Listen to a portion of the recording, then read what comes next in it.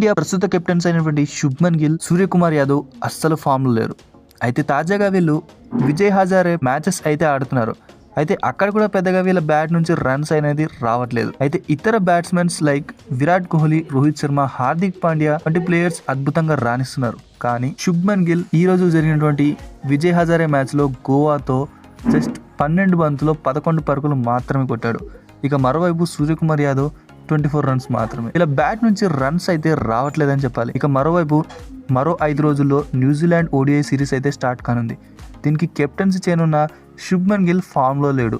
ఈ విషయం అటు టీమిండియా ఫ్యాన్స్కి అలాగే గిల్ ఫ్యాన్స్కి కొంచెం ఆందోళన కలిగించే విషయం అని చెప్పాలి. ఇక మరోవైపు శ్రేయస్ అయ్యర్ ఇంజురీ తర్వాతనే వస్తున్నాడు. కానీ శ్రేయస్ అయ్యర్ మాత్రం 82 రన్స్ అద్భుతమైన బ్యాటింగ్ చేశాడని చెప్పాలి ముంబై. గిల్ బ్యాట్ ఫామ్ ఇలాగే కొనసాగితే టీమిండియాలో తన స్థానం అలాగే కెప్టెన్సీ కోల్పోయే అవకాశాలు ఎక్కువగా అనిపిస్తున్నాయి.